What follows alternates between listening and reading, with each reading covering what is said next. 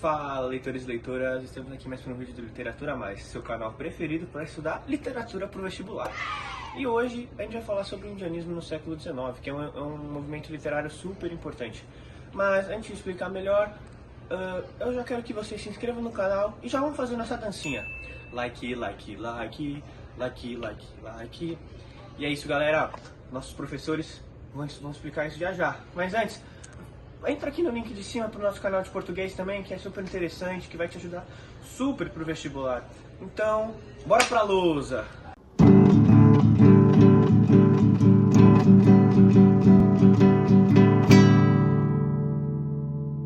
Então, para começar a nossa aula, a gente vai passar aqui pelas informações gerais sobre a prosa indianista. Então vamos lá, vamos começar diferenciando a prosa da poesia. Então a poesia era um texto poético que tinha uma preocupação muito mais estética do que de transmitir uma informação. Ela tinha várias rimas, os parágrafos eram todos alinhados, a quantidade de linhas eram todas idealizadas e pensadas antes pelo autor. Enquanto a prosa ela é um texto corrido, como a gente encontra na maioria dos livros, jornais também, etc. E basicamente essa é a diferença entre esses dois. Agora, o significado de romance. A gente já passou por esse tópico aqui no nosso canal, mas agora a gente vai abordar ele novamente, só para relembrar aí mais ou menos vocês vestibulandos, né? Que aqui o romance, quando a gente fala do romantismo, ele não é o que a gente está acostumado a pensar como romance. Ele é uma longa narrativa. Ele não é uma narrativa que necessariamente vai ter um romance entre dois personagens ali, uma história de amor, um final feliz. Ele é uma longa narrativa que vai contar o desenvolvimento e a evolução dos personagens propostos pelos autores. No Brasil, esse movimento teve início ali no século XIX e lá no começo ele era divulgado, a divulgação dessas prosas indianistas, são românticas, né? Elas eram feitas por folhetins. Tem ali nos rodapés de jornais que saíam, conforme ia passando o tempo, as semanas, os jornais iam soltando novos capítulos, né? Desses folhetins. E já aqui a divisão, ela não é feita por gerações, como a gente viu ali aqui na poesia. A divisão ela é feita por tipos de romance. E já puxando o gancho, aqui a gente vai abordar na aula de hoje, é a prosa indianista.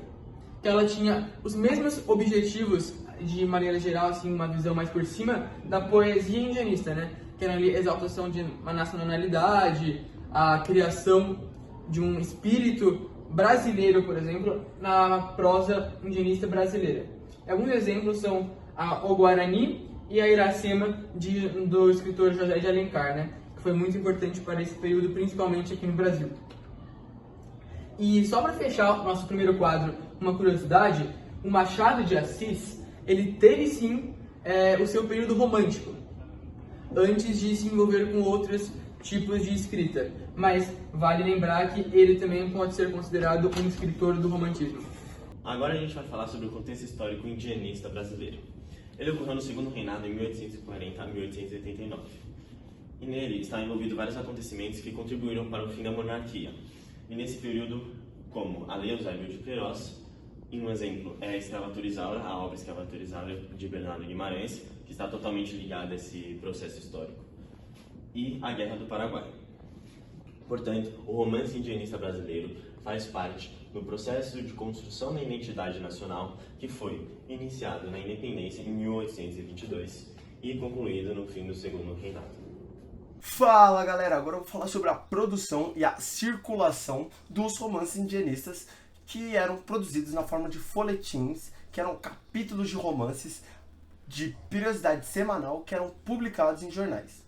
Por meio deles, os romances se tornaram extremamente mais populares, por terem um fácil acesso à linguagem e, com isso, a literatura alcançava o leitor comum. Continuando o que eu já falei, o romance O Guarani, por exemplo, foi um grande sucesso do século XIX, que foi publicado inicialmente em folhetim do Diário do Rio de Janeiro. E essas classes de romance circulavam principalmente em grupos de jovens e de mulheres alfabetizadas, as quais liam os romances como uma forma de entretenimento, onde os leitores se identificavam com os personagens das histórias e se tornavam muito mais imersos no mundo imaginário do autor.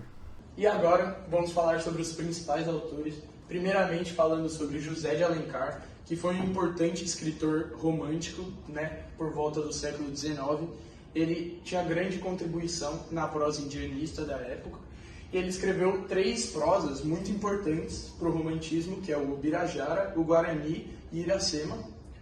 E dentro dessas obras ele criava personagens indígenas idealizados, tratando eles como nobres e heróis, então contrastando com a visão negativa, né, das pessoas sobre os indígenas. E falando mais sobre o Ubirajara, que foi uma das suas obras, que na verdade eu estou com ela aqui agora, ele tratava sobre a trajetória de um indígena, né? Tratava ele como um guerreiro e falava mais sobre seus costumes na época, falavam sobre as tribos indígenas. Agora vamos para a análise detalhada de algumas das obras do período indianista, sendo elas o Ubirajara, escrito por José de Alencar. A história do Ubirajara é bem interessante. Tudo começa com Jaguaré, um jovem caçador da tribo Araguaia. Ele estava decidido a se tornar um grande guerreiro e, para isso, precisava capturar um inimigo e levá-lo como prisioneiro para sua aldeia. Então ele parte em busca de uma luta digna, mas o destino, para ele, tinha outros planos.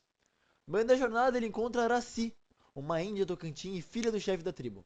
Agora, Araci não era qualquer uma, ela era disputada por 100 guerreiros da sua tribo, todos querendo casar com ela. Mas em vez de querer competir com eles, Jaguaré manda real. Araci, faz o seguinte, manda todos os guerreiros para vir lutar comigo de uma vez só. E assim foi. De repente aparece Pojucã, um dos melhores guerreiros Tocantins, para desafiar Jaguaré. A luta foi intensa, mas Jaguaré saiu vitorioso.